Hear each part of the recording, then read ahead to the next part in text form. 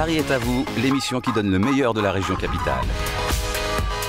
Karine Vergnol sur BFM Business.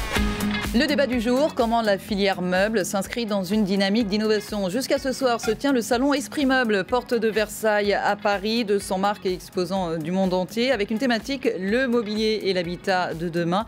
Alors quelles sont justement les attentes des consommateurs en la matière? Comment faire du savoir-faire un Made in France, un outil d'innovation? C'est ce que nous allons voir avec nos invités. Alain Liot, bonjour. Bonjour. Vous êtes le président des meubles Célio qui fabrique des dressings et des chambres depuis plus de 60 ans. Vous êtes installé dans les Deux-Sèvres. Vous êtes également cofondateur du salon Esprit Meuble. Gérard Lézé, bonjour. Bonjour. Directeur général du VIA, valorisation de l'innovation et de l'ameublement. Vous avez présenté une étude hier, courant de création dans le cadre de vie 2014. On y reviendra dans un instant. Martine Lebet, bonjour. Bonjour. Vous êtes la présidente de Monsieur Meuble et Meublena, donc deux distributeurs de mobilier moyen haut de gamme, 120 magasins d'un côté, 45 magasins de l'autre. Patrice Bocara, bonjour. Bonjour. Vous êtes également distributeur, directeur général de Mobilier de France, 90 magasins à travers la France. Alors je le disais, un secteur un petit peu malmené ces derniers temps. Alain Liot, un secteur en difficulté. On sait que la consommation est en baisse en règle générale, en particulier sur le meuble. Le secteur du meuble en 2014, c'est quoi? Presque 10 milliards d'euros de chiffre d'affaires, les 9,2 milliards d'euros de chiffre d'affaires, mais des baisses pour les uns et les autres. Oui, légère baisse cette année. Quelques secteurs qui vont plutôt bien, tels que la cuisine, tels que la literie. Mais quand on lance des études, par contre, auprès du consommateur final, on a tout espoir de penser que ça va s'améliorer, puisque aujourd'hui, 2 personnes sur 3 se disent dans l'année qui vient, j'ai l'intention d'acheter un meuble. Donc c'est plutôt une bonne nouvelle. Oui, mais entre l'attention et puis l'état du portefeuille après... Alors, ce n'est pas uniquement le portefeuille, c'est à nous aussi industriels de savoir séduire, de savoir proposer des produits bien en accord avec la demande. Je crois que c'est aussi notre rôle industriel de savoir bien réagir et faire de bonnes propositions. C'est pour cela qu'a été créé le salon Esprit Meuble ? En partie, oui. Oui, vous avez raison. Mais on avait un salon qui était en difficulté et nous sommes 3 industriels à avoir décidé de prendre notre avenir en main, de décider et de pouvoir proposer un esprit nouveau, une proposition différente, de réunir 200 marques sous un même toit à la porte de Versailles pour échanger, discuter avec nos distributeurs et puis théâtraliser nos produits pour leur montrer comment on peut présenter les produits et leur présenter tout ce qui est nouveau en termes d'offres de façon à attirer et à séduire le consommateur. C'est un salon professionnel ? Exclusivement professionnel, oui. Où les uns et les autres vont se séduire, où les distributeurs vont séduire les marques et les marques vont séduire les distributeurs, c'est un peu ça ? Alors il faut demander aux distributeurs, mais c'est à eux. En fait, c'est effectivement à eux de nous séduire également, puisque nous recherchons toujours les bons points de vente qui vont valoriser nos produits, qui vont bien répondre aux attentes des consommateurs. Donc c'est une filière avec laquelle on a besoin tout à fait les uns des autres. On doit travailler ensemble. Et tout ça avec un seul objectif qui est le même pour tous. Vous en parliez à l'instant, Alain Liot, c'est le consommateur final. Alors justement, il faut étudier un petit peu ça, connaître ses attentes. Gérard Lézé, je disais que vous avez présenté une étude réalisée par Sorgem sur les courants de création pour le cadre de vie d'aujourd'hui et de demain. Une étude à l'initiative justement du groupement des fabricants français de mobilier domestique de l'UNIFA, l'Union nationale des industries françaises d'ameublement. Principal enseignement de cette étude ? Alors pour rebondir sur les propos d'Alain, effectivement l'intérêt du public est évident. Il y a une forte envie et on le voit dans toute situation de crise, c'est-à-dire que les gens surinvestissent dans leur intérieur. Ce qui pose problème, c'est la structuration de l'offre telle qu'elle est conçue aujourd'hui, puisqu'on est encore sur une offre qui est segmentée. Alors, les fabricants et les distributeurs raisonnent mobilier, le public raisonne décoration. Et c'est là où c'est le premier point de difficulté. C'est-à-dire qu'il y a un problème d'accès à l'offre dans le sens de la lecture du consommateur qui raisonne meubles et objets de décoration. Ceci dit, on voit de plus en plus ces propositions, justement ces magasins de mobilier qui s'ouvrent à la décoration. C'est tant mieux. Et ce que je veux dire, c'est qu'on est dans la situation du vêtement, si vous voulez, dans les années 80, où on avait des magasins très spécialisés, comme Pantashop, pour citer une marque. Aujourd'hui, on a une offre qui est trop segmentée. Et ce que révèle l'étude, c'est la difficulté que peut avoir le consommateur, mais ce n'est pas la première fois, puisqu'on a des études antérieures qui l'ont déjà annoncé, la difficulté que tout un chacun peut rencontrer pour accéder à une offre disponible, celle que l'on voit par exemple dans un salon comme Esprit Meuble, qui trouve place d'une manière différée dans les points de vente et d'une manière incomplète, puisque si ça n'est que du meuble, ça ne remplit pas le contrat que le consommateur attend. Et par ailleurs, quand on parle de difficultés du marché, en fait, le meuble seul n'est pas un élément de trafic. Si vous voulez, on change de canapé tous les 15 ans, on refait sa cuisine tous les 20 ans. Donc, ce qui fait le trafic dans les points de vente, et nos amis de la distribution pourront en parler, c'est l'accessoire. Puisque j'ai plus de chances d'acheter du coussin, des lampes et des accessoires de décoration, tel que le fait une certaine enseigne. C'est ça, c'est à cause d'IKEA, tout ça. Par exemple, IKEA, pour ne citer, puisque vous le citez, je peux m'autoriser à le faire, fait 40% de son chiffre d'affaires avec des bricoles décoratives. Et là, on retrouve finalement la mode. C'est la mode, ce sont les accessoires qui... Si la mode était restée sur cette structuration de l'offre, si vous voulez, on n'aurait pas l'activation d'aujourd'hui. Or, aujourd'hui, la mode fonctionne sur des panoplies vestimentaires Total Look, qui représente autant de repères pour le public, et c'est ce qu'on aimerait voir dans la décoration, avec des alternatives précisément à IKEA. Allez, Patrice Vauquer, il va falloir répondre ça. Vous êtes conscient de ça? Est-ce que vous, dans le service, la présentation a changé chez vous, chez Mobilier de France? On essaye au maximum de présenter les produits en ambiance, et aujourd'hui, notre profession évolue vers ça. Nous devons faire rêver le consommateur. Aujourd'hui, il est nécessaire qu'il imagine son futur chez soi dans nos magasins. Et pour ça, on utilise des outils qui sont tout à fait importants. Quand vous parlez d'innovation, notamment, nous avons mis en place dans notre réseau un outil 3D où, en quelques temps, on peut faire assez rapidement à nouveau l'intérieur du consommateur avec 100% de nos produits modélisés en 3D ainsi que la décoration. Ah, ça c'est très pratique. Donc je viens chez vous, j'ai besoin d'un buffet, d'une table, je décris mon petit intérieur et je mets vos produits. Ou vous venez avec votre plan. Ah ouais. Et on va travailler ensemble en magasin. Et vous prenez le temps de faire ça? Ah, tout à fait. Parce que du coup ça coûte cher. Oui, ça coûte cher, mais nous on est dans un secteur de distribution, on fait du tailor-made, c'est-à-dire que chaque produit est fait en fonction des besoins du consommateur. Sur mesure. Vous prenez un canapé, il va choisir sa poterie, il va choisir son fil, il va choisir son pied. Donc c'est des détails quand même très importants à souligner. Alors chez Monsieur Meuble et Meublena, Martine Lobet, quelle proposition justement? On le voit, l'importance du service, du conseil. Est-ce que vous aussi vous êtes conscient de ça? Tout à fait. Nous avons passé effectivement un nouveau cap, c'est que les magasins, les centrales ont vraiment à être à l'écoute des besoins et à susciter l'envie des clients. Pas uniquement la vente tout simplement d'un meuble, mais la construction d'un projet au service du client et la personnalisation aussi de l'offre pour créer vraiment pour chacun des univers différents. Alors, la sur-mesure, la personnalisation, on voit c'est quelque chose d'important aussi. Alain Liot, je vous mets votre casquette Célio sur la tête et non plus Esprit Meuble. Vous avez imaginé ce qu'elle veut dire, Célio Imagina. Oui, tout à fait. C'est exact. On avait au départ Célio standard, donc il y a des dimensions précises. Donc on rappelle, ce sont des dressings et des chambres essentiellement. Voilà, dressings et chambres adultes, oui. Et nous avons des consommateurs, je crois que je disais tout à l'heure, on doit s'adapter au goût du consommateur. Tous les consommateurs ne sont pas sur le même modèle. Donc certains veulent aller du sol au plafond, certains veulent utiliser toute la surface qui est disponible. De plus en plus, les appartements sont un peu plus petits, les maisons également. Donc c'est à nous d'inventer, de trouver des solutions pour occuper tout l'espace, rendre chaque centimètre carré directement utilisable. Donc on a développé une collection qui s'appelle effectivement Imagina, une nouvelle collection qu'on vient de présenter à Esprit Meuble qui s'appelle Unique, pour justement aller vers le sur-mesure et, comme disait Martine tout à l'heure, la personnalisation. Parce qu'aujourd'hui, le consommateur veut choisir ses profondeurs, choisir ses hauteurs. Je crois qu'aujourd'hui, de plus en plus, le meuble est au service du consommateur et non pas l'inverse. Donc on doit oublier le meuble, c'est le consommateur qui décide.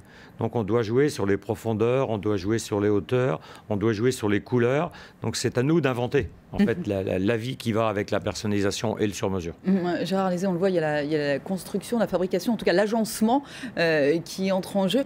Est-ce qu'il y a des questions de matière aussi? Vous avez fiché un petit peu les différents styles qu'attendaient les consommateurs aujourd'hui? Alors justement, ce que révèle cette étude, alors déjà je voudrais rebondir sur ce qui vient d'être dit, parce que pour aller dans le sens qui est effectivement un axe majeur de développement, qui est cet élément de personnalisation, ça repose sur un deal, une relation, une collaboration gagnant-gagnant entre les distributeurs et les fabricants. Et j'insiste sur ce fait parce que c'est une occasion de relocaliser certaines fabrications. Puisque bien évidemment, sur ce sujet du sur-mesure ou de la personnalisation, vous ne pouvez pas faire du made in ailleurs. C'est ça, on veut pas, ou à moins d'attendre 6 mois pour avoir son canapé. Et entre le moment où on a acheté très lointain pour des questions de prix et maintenant où les industriels ont effectivement fait des efforts énormes de productivité, on obtient des prix tout à fait compétitifs par rapport à cette idée de distribution personnalisée. Et par ailleurs, j'ajoute qu'il y a un vrai problème dans notre profession qui est le problème du délai. Or, si je veux personnaliser l'offre et avoir un délai raisonnable, je suis obligé de jouer local. Donc là, il y a vraiment un axe de développement pour les uns et les autres en partenariat gagnant-gagnant qui est pour moi majeur. Ensuite, pour ce qui est de l'esprit du matériau. En fait, ce qui est nouveau, mais c'est vrai dans d'autres secteurs d'activité, il n'y a plus de fil conducteur unique. C'est-à-dire que c'est terminé de penser que, par exemple, vous, cet hiver, vous allez être en manteau d'une telle structure couleur prune, par exemple. C'est terminé. Un jour, je vais être en prune et le lendemain, je vais être en doudoune rouge. Voilà. Vous avez votre libre arbitre, vous grappillez dans différentes panoplies et vous faites votre propre version. Et c'est la même chose en décoration. C'est-à-dire qu'en fait, aujourd'hui, on couvre une dizaine de registres de courants de création qui permettent à tout un chacun de s'y retrouver suivant son appréciation du goût. Chacun ayant le bon goût. Vous savez, moi je dis toujours, le mauvais goût, c'est le goût des autres. Donc, en l'occurrence, ce qui est révélé dans cette étude, c'est que les gens ne se déterminent pas sur un style, mais sur une émotion, au travers précisément de ce qui est exprimé au travers d'une mise en ambiance.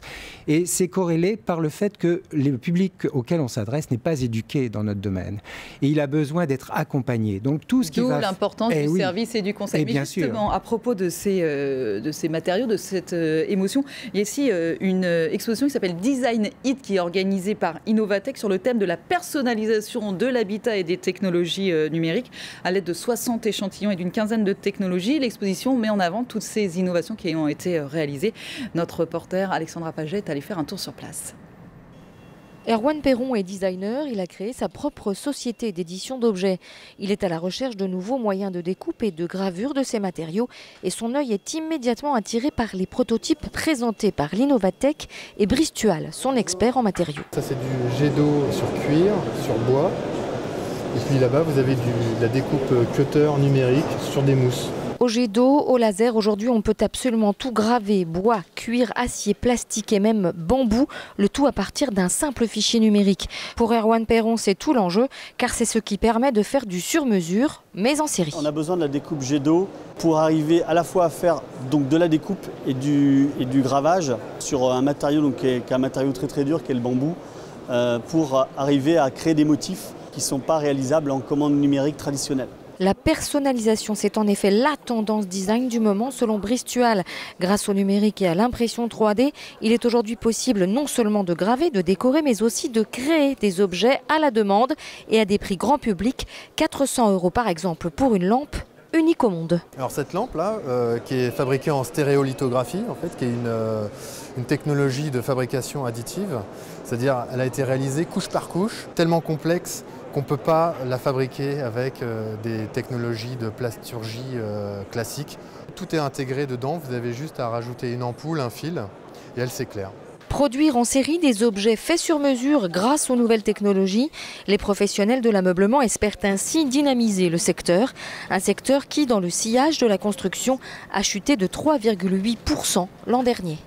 Patrice Bocara, quand on voit ce reportage d'Alexandra Paget, est-ce que effectivement là on a des choses très innovantes, le public il est plutôt comme le décrivait un petit peu Gérard Lézé, il va prendre par exemple un canapé assez simple, allez peut-être avec un petit peu de couleur et le petit accessoire qui va twister l'ambiance, il reste assez Est-ce qu'il ose? Oui, oui, les gens osent aujourd'hui. On voit qu'on présente, on a forcément un cœur de gamme qui va pour un public, un spectre plus large, mais nous faisons quand même des produits on va dire, avec un design, une valeur ajoutée visuelle que le consommateur apprécie. C'est une certaine tranche de consommateurs, mais on a quand même cette clientèle.